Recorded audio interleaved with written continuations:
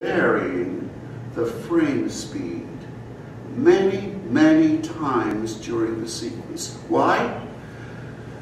Because with one knife thrust, say, or a throat cut or something, or a punch, Raging Bull did it, he wants to dramatize, he wants to make the sensation that little bit more sensual than it would be otherwise. He's doing this all the time. He does it by filming at a different speed and then cutting that shot into the film that will be projected at 24 frames a second. What that does is, it means that certain seconds take a second and a half. What that does to you emotionally in responding to the film is amazing. And if you were to say to Scorsese, how is it, Marty, that your films are so violent? He'd say, oh yeah, well, you know, we do this and that. And it's a totally legitimate part of his enterprise. Let me give you a final example of this kind of thing that, as a film observer, I would ask you to see more closely.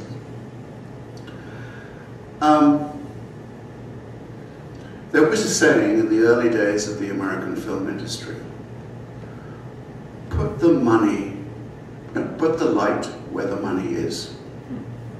If you were paying a star a lot of money, if you had to spend a lot of money to build a set, put the light there so people could see the damn thing. You know, I mean, if you've got the most beautiful woman on earth, if you've got Grand Canyon, light it so we can see it. Because there's that curiosity we have for the visual all the time. We want to see these things. This gradually led to a phenomenon whereby the rooms in films got stealthily bigger and brighter.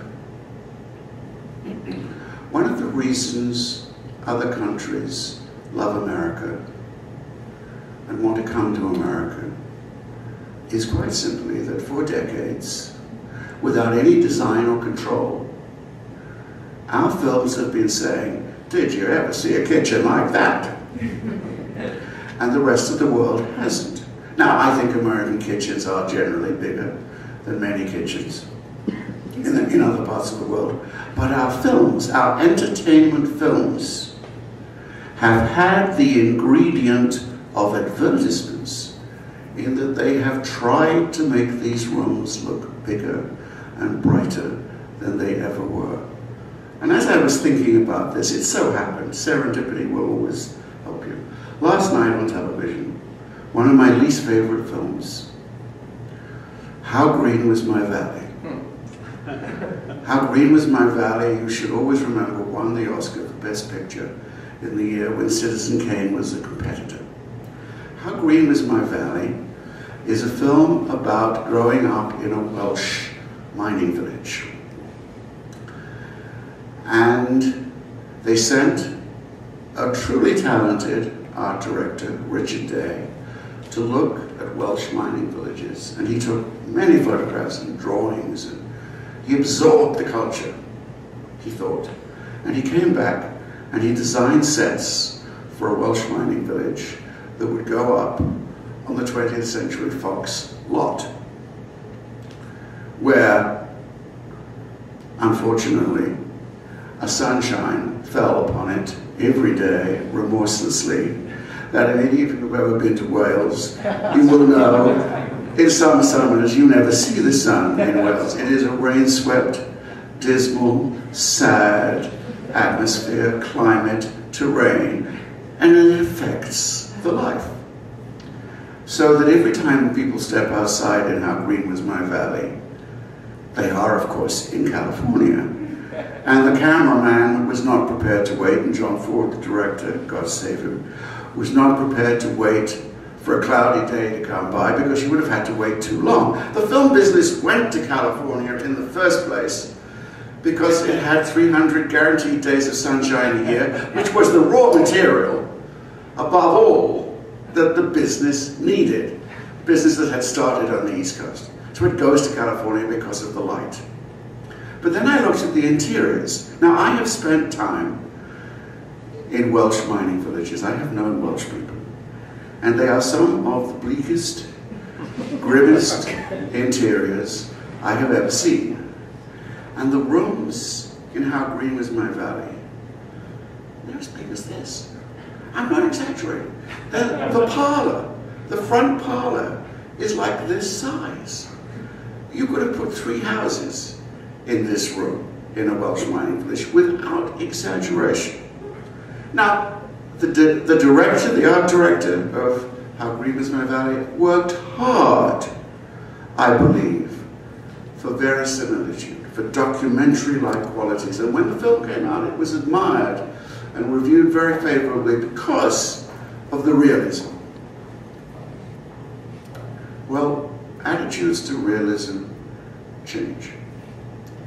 I suspect in a year that picture may make the New York Times very queasy. But unless the audience knows enough about the process, no one's going to speak up and say, oh, that's ridiculous. Give me a break. Don't give me a Welsh mining village like that. You know, try harder. Make it more cramped. Make it meaner. Make it harsher. So that I understand why those boys want to get away.